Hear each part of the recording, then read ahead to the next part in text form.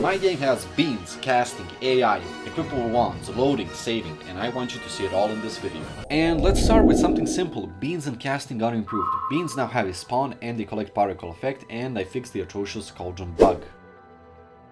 Now, let's get a little bit technical here. This is the editing Alex talking instead of the video Alex, because video Alex didn't talk about coding that much because he thought coding would just not engage the audience that much, but I think it's a common necessity. So anytime I miss something and you hear this voice, this is me in the editing room. Anyways, in the previous version, if you cast Flipendo on a cauldron, beans would just come out in a fixed position. That means that cauldrons could not be rotated and every single cauldron would fall in the same position as the previous one. I managed to fix that by adding an empty game object and picking one of its axes and making the axis spawn the bean in the given direction. Thank you, editing Alex, glad you helped me with this. However, you forgot to mention that Harry now says a proper incantation where he casts a spell. Oh right, thanks for the reminder, but before my update, Harry would just cast a spell without saying anything. The problem lied in the audio source trying to play one or more audio clips. Again, I fixed that by adding an empty game object and giving it an audio source. That alone fixed jumping, landing, and falling sound effects.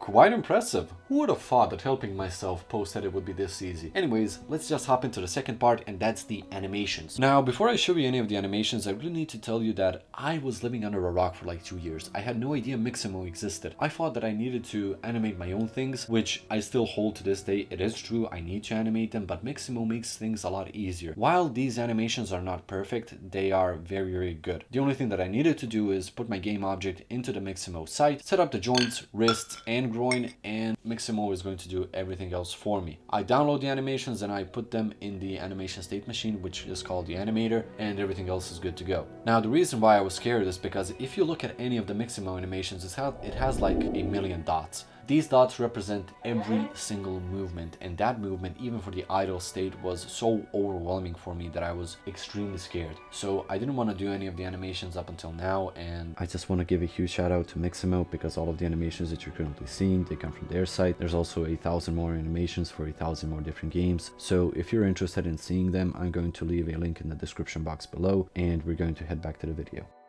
Now, I'm going to make this bonus section because I really want you to see how tenacious sometimes can this whole process of searching for sounds and assets be. Now, there is a site called Sound Resource, which I download all the sounds from, and when I download all the sounds, they are all coupled in with the chatter, with the dialogue, and with the sound effects, and I have to list through all of them to find the proper ones and then give them to the game objects and characters within my game. Now, this is where I lose most of my time, and I think as unfun as this is, it's pretty cool to see how the game devs from the past actually wanted to make the game work. A lot of these sound effects and sound and assets are not used, so if I find a creative way to use them in my game, I am going to, but as far as I'm concerned, they are just going to stay here for now until I find a way to implement them. Now, I don't consider loading and saving such interesting parts of the game or that they should be even talked about, but they are very integral. If they would have a dedicated section for them, that section would last for at least 2 or 3 hours because it is a complex thematic. It took me like 3 to 4 months of